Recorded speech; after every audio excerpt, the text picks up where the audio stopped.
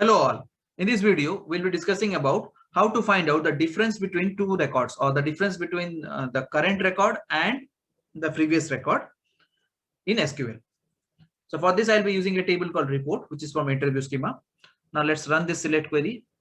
So you have invoice ID column, invoice date column, and sales column along with some data. So we have the invoice dates from 25th of April 2020 till 30th of April 2020. Now let's see the question.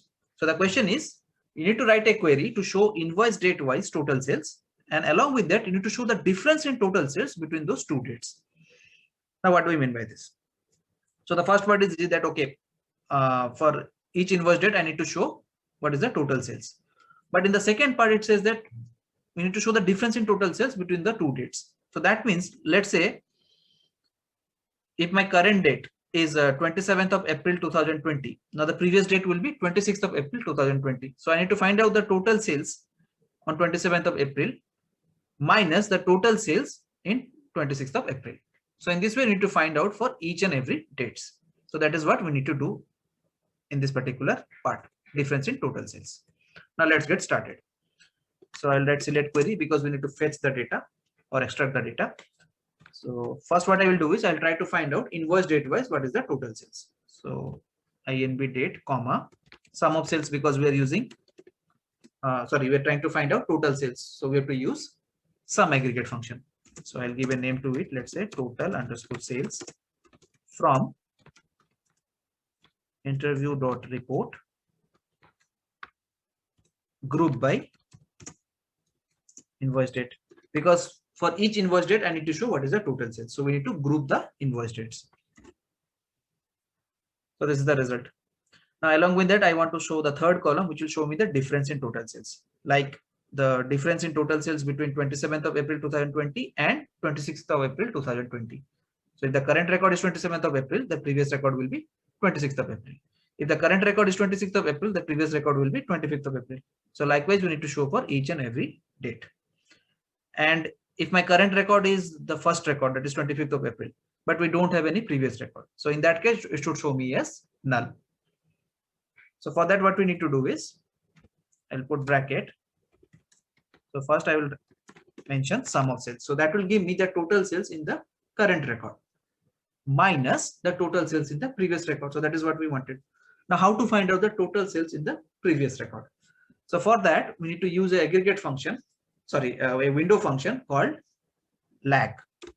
So this is a window function, and in that I will be passing sum of sales, and the second argument will be the offset. So here I will be giving the offset as 1. Now why the offset is given as 1? So offset means how many rows you need to go backward or forward. So if you are using lag window function, then whatever the offset value you mentioned, that is how many rows backward you need to go. If you are using a window function called lead, so that will show me the next record. So if you mention a number, or if you mention the offset as 1, that means I need to go 1 row forward. If I use lag and then give 1, then it means I need to go 1 row backward. If I give 2, for example, in lag, if I mention the offset value as 2, that means I need to go 2 rows backward from the current row. And if I give lead as 2, that means I need to go 2 rows forward from the current row. So here I just needed to show the previous record. So that's why we're given the value as 1 using lag function. So this will give me sum of sales, will give me the total sales in the current record, and this lag sum of sales comma 1 will give me the total sales in the previous record. Then I will use over. Then inside that over I will not pass anything.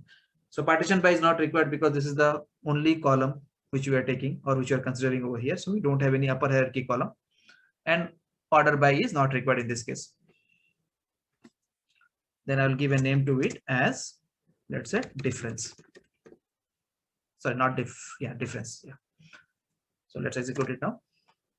As you can see, for the first record, we don't have any previous record. So the current record is 20,000. The previous record we don't have, so it is showing as null.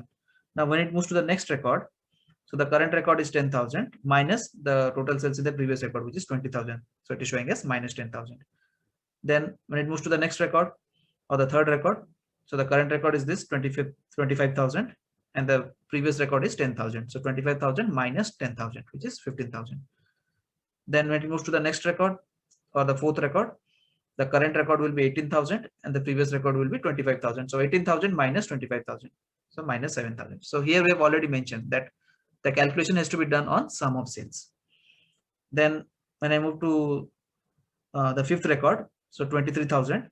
So the previous record will be 18,000. So 23,000 minus 18,000, that is 5,000. And when I move to the last record, the current record will be 19,000 and the previous record will be 23,000. So it is showing as minus 4,000. So in this way, we can show the difference. And if I want to show the difference in total sales between the current record and the next record, then instead of lag, we need to use lead. And the offset is the number of rows backward in case of lag. And for lead, it will be the number of rows forward from the current row. So that's it from this video. Thanks everyone.